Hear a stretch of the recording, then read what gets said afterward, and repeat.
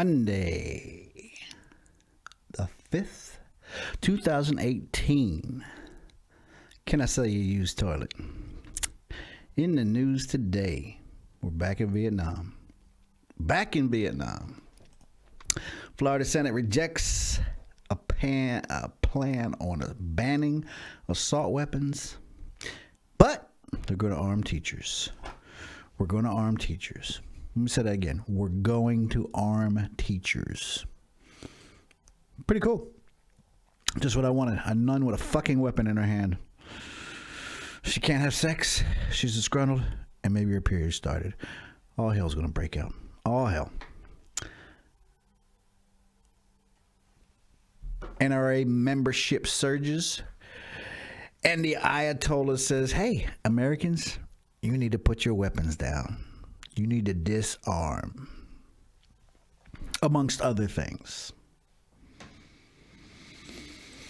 The U.S. Navy aircraft carrier Carl Vinson makes his first visit as an American aircraft carrier to Vietnam in more than 40 years today. The carrier, along with two other ships from the strike group deployed to the region, initiated a port of call in Da Nang, says the Navy, the U.S. Navy. 40 years. So how good do you think the Vietnamese people's memories are? Is their memory good, or are they more afraid of the Chinese right now? But the Chinese might come, knocking on their door. Hello, let me in. Sounds like they're more afraid of the Chinese right now, and they want the Americans. I don't know if assistance is the word, but they want the American firepower. The ambassador to Vietnam, Daniel Crittenbrink, and Fleet Admiral Scott Swift spoke about the importance of Carl Vinson's visit to the foe-turned partner. Foe-turned partner. Well, at least those two boys didn't forget about what would happen. They said, this visit marks an enormously significant milestone in our bilateral relations and demonstrates U.S. support for strong, prosperous, and independent Vietnam. Independent? Prosperous? Not if you bring the biggest thing we have on a fucking fleet and park it in their backyard. They're not independent. Not going to be prosperous after our defense industry gets a hold of them and starts selling them fucking weapons.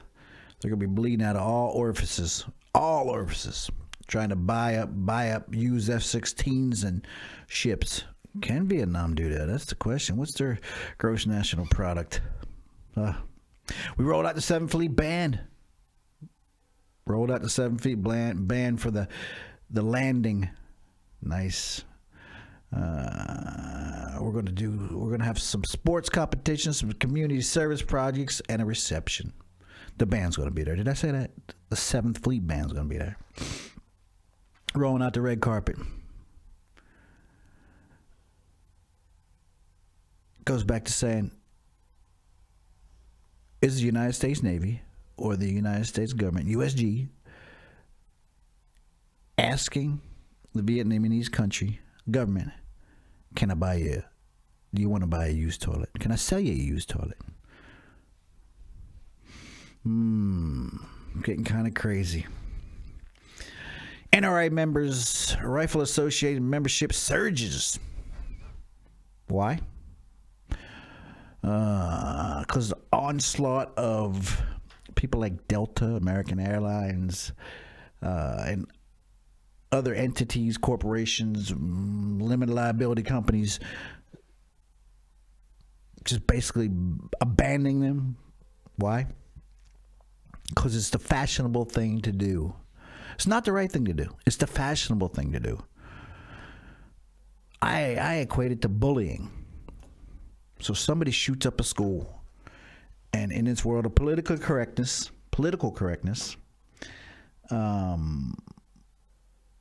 we all knee-jerk react to shit.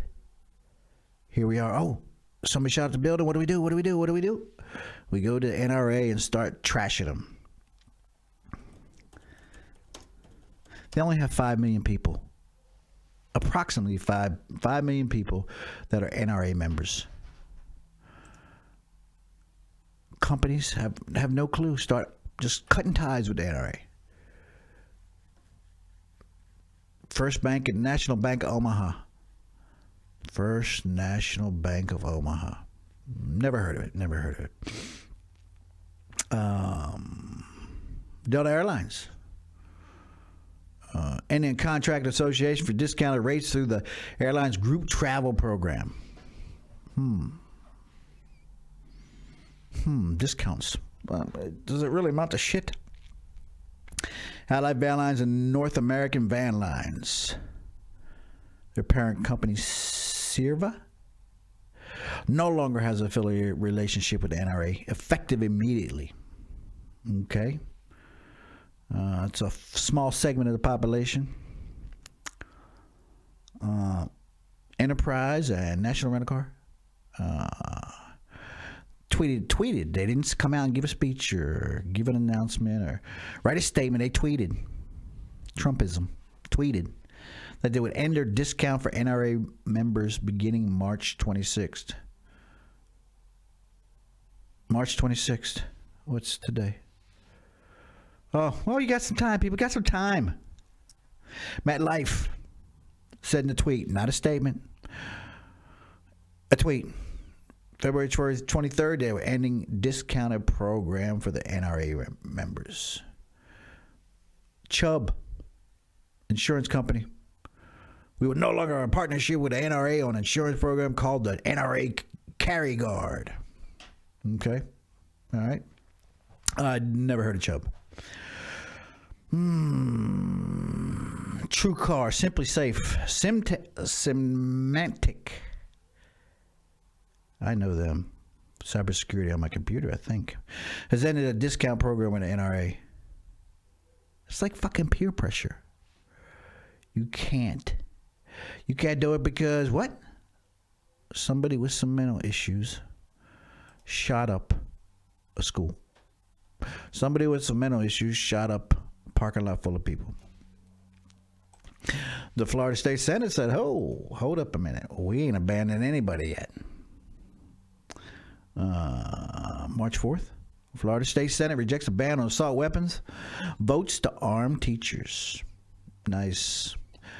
Florida State Senate rejected a proposal to ban assault weapons and vote for a measure to arm some teachers. I'm doing air quotes right now. Some teachers. What would classify as some teachers? As I started when I was at the beginning of this thing, when I started, I don't want a begrudged nun who has some pent-up frustrations for not having sex for 30 years holding the 38 special. Sorry, just not in me. The vote was 20 to 17 against assault weapon ban. Assault weapon, people. Assault weapon. Oh, they're going to try again now. They have. Bill included $400 million in funding for schools to address mental health issues. That's a lot of fucking cash. $400 million. Money. But that's what Americans do. We throw money at a fucking problem. We don't face the problem and try to rectify it. We throw money at the problem. $400 million is a lot of fucking money. But it doesn't say over what period of time. 5 years, 10 years, 20 years. Like I said, $400 million is a lot of cash. Broward County Sheriff, he's still in power. He ain't going nowhere. Still there. Do you think he should go somewhere? Did he screw up? Or did his underlings screw up? The ones that are trained to do the job. He's just a manager. My feelings, he probably needs to stay there. That's just me. Just me. That's what I think. The Ayatollah Khomeini stepped up. Not in a tweet, in a statement. Oh, no, he did write on Twitter. No one dares apply a clear solution to the promotion of guns and homicide in America. What's the solution? It's to make guns illegal. Thank you, Ayatollah. Thank you. As you try to bring the Middle East to its knees. He continues to say, in the U.S., hundreds are killed every week by homicide for no crime, no reason, not at the hands of the police, as U.S. police brutality is a separate issue. We have a nut job, a religious fanatic in the Middle East, commenting about American policies. There's a problem. The Iraqi wrote, the accessibility of guns leads to homicide. It creates problems for a country like the U.S. Everyone admits fear and is concerned about it. Everyone admits fear. Let's see.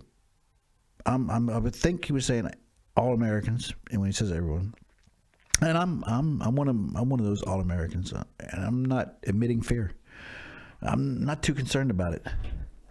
I think it'll hash itself out until the next problem comes along. And then there's another knee-jerk fucking reaction from the liberals who say we can't do this. We have to cut ties. We have to bully a corporation into submission. It's amazing. Can anybody remember back when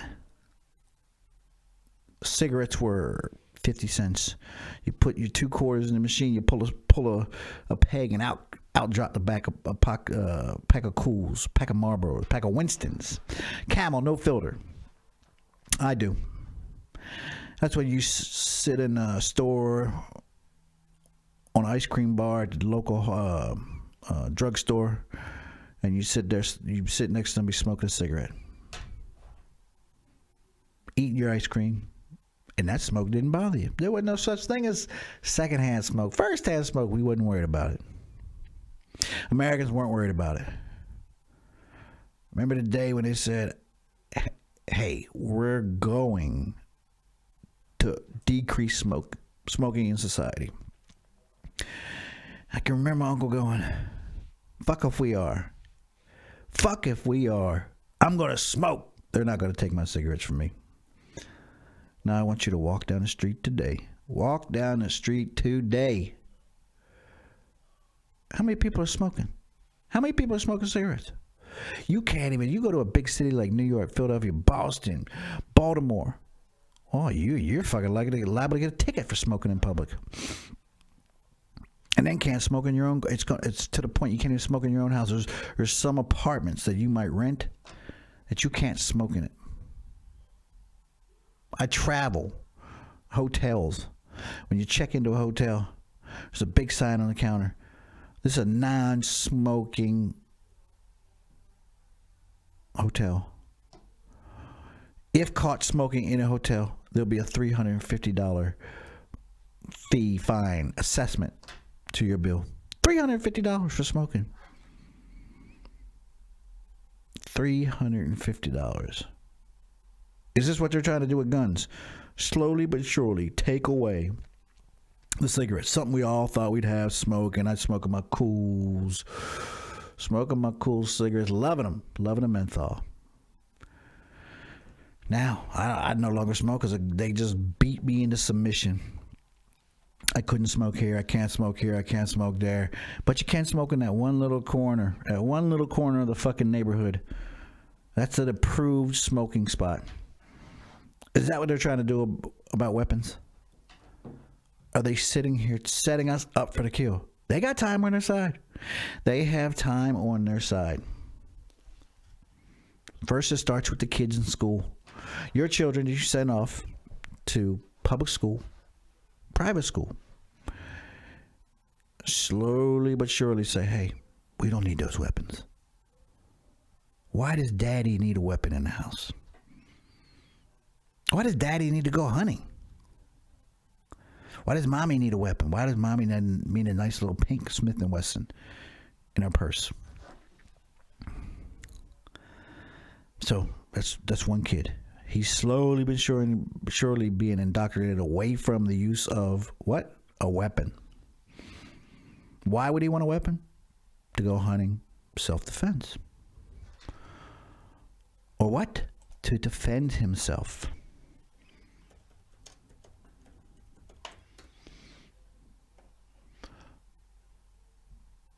The Constitution of the United States of America, 1789, Amendment 2, a well-regulated militia being necessary to the security of a free state, the right of a people to keep and bear arms shall not be infringed. Repeat that. A well-regulated militia, I talk fast, being necessary to the security of a free state, and the right of the people to keep and bear arms shall not be infringed. That one sentence, compound sentence, baby, says a lot.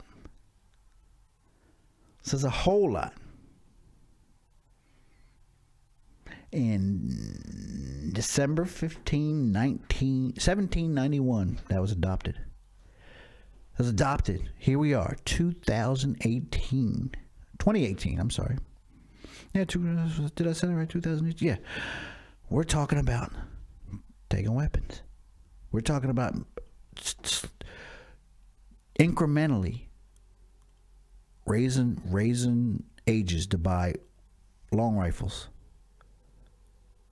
I don't see a reason why a kid who might be out in the middle of North Dakota, South Dakota, Texas, Arizona, New Mexico, Pennsylvania, Ohio, where hunting is a big thing. It's huge. If a kid 16 wants to go get a weapon, as long as his father, mother, parent, whatever, guardian is involved, there shouldn't be no raising of the age. That is their livelihood. That's what they do. That's part of their sport. I grew up playing hockey. Hey, playing basketball. Playing baseball. I didn't get a chance to. I've lived in one of those countries, states I was talking about. North Dakota, South Dakota, Arizona, Texas, and go hunting? Sure. What am I hunting? And I'd be bitching right now to take my weapon. That is their right to have their weapon. The right of the people to keep and bear arms shall not be infringed.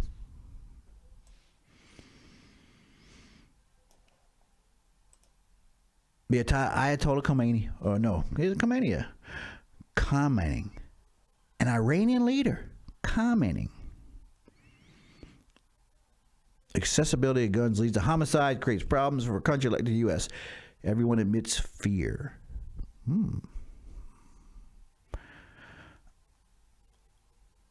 Overstepping bounds. So, in saying that, Florida fails to pass a ban. Within weeks after 17 people got killed. What's that tell you?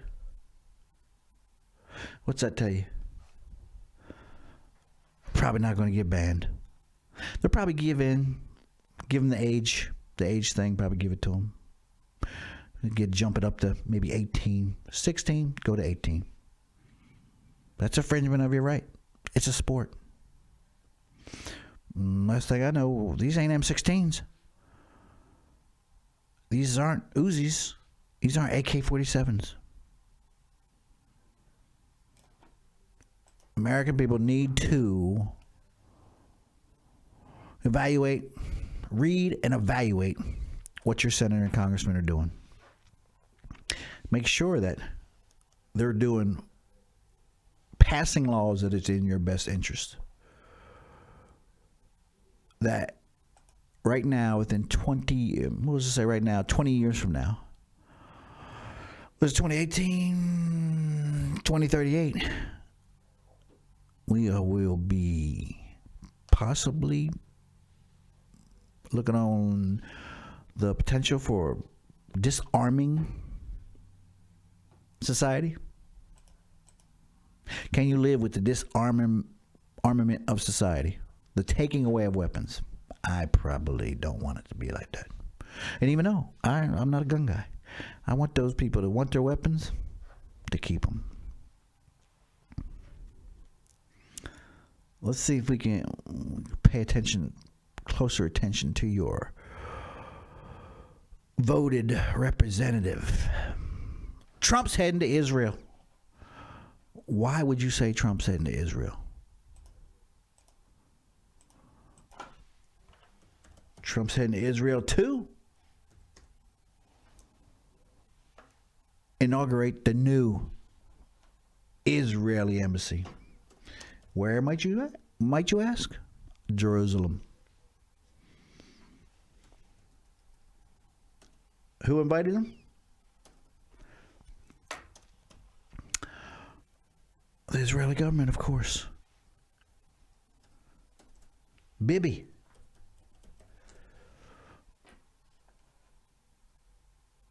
Do you think he needs to go? This is just all smoke and mirrors. This is not really gonna be an embassy. They rented a building downtown Jerusalem.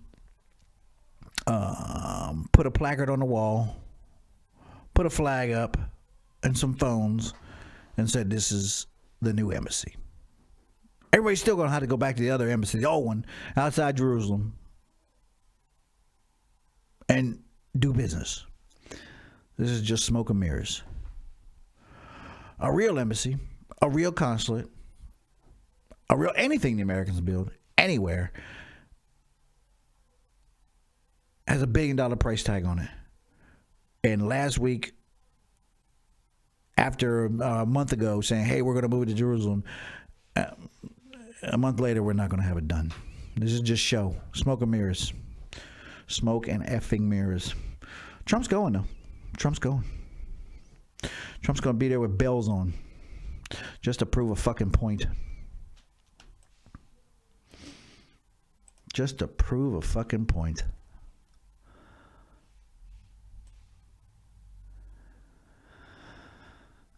He's not making specific commitments. He says it, Bibi, I'm not making commitments, but we're going to do this. I'm going to try to be there. Bibi being Netanyahu, those who don't keep track of local events. I mean, the international events, not local. Jesus Christ, I'm losing my fucking mind. International events. The Iranians, along with the Syrians, and the Iraqis now have told the military, the U.S. military, hey, you got to move out of Syria.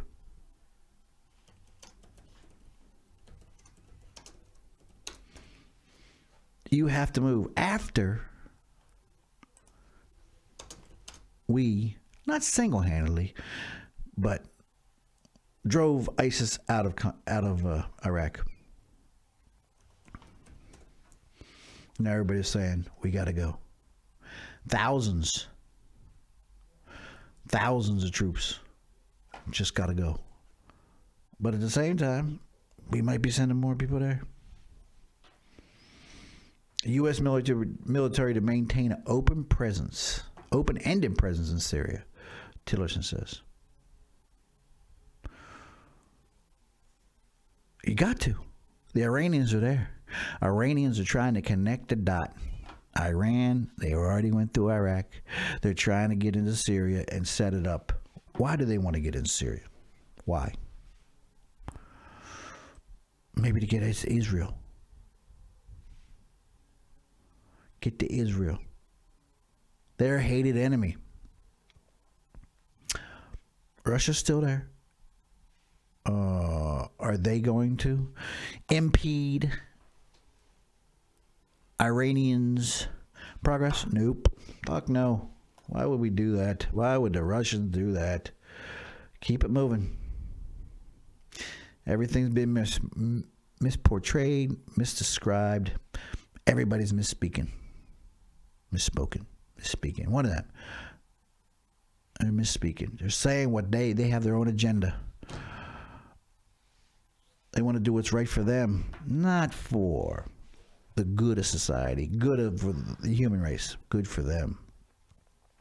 U.S. has 5 goals in Syria: defeat ISIS, Al Qaeda, work on UN broker resolution, and see if we can remove Bashar al-Assad, curb Iranian influence, and set conditions for a safe return of refugees. Everybody wants to go back home. Whether your house been bombed out, rocked out, burned out, you want to go back home. There are more refugees today than ever. Moving out of Africa, moving out of the Middle East. There's just a wave of fucking people. Wave of people. Tillerson signaled the U.S. would insist on Assad's departure. Okay, so you know Bashar al-Assad. His father did the same shit. Got away with murder. Uprising, shut it down quick. It didn't last this long. That's 7 years now. 7 years. If the U.S. left Syria today, it would provide Iran an opportunity to further strengthen the position in the Middle East. And that position ain't good. That position ain't good at all. Anywhere you see Iran, it is a threat to the American freedoms that we have gained. So as you sit there and argue about, well, the left's doing this, the right's doing this, pay attention, pay attention, pay attention. The rest of these fuckers in the Middle East are looking to beat at our door. I can't grow a beard. I'm sorry. I can't grow a beard. I'm 53 years old and can't grow a beard. That might be a problem. My wife, international lady that she is, she probably does not want to wear a abaya. Probably doesn't want to do that.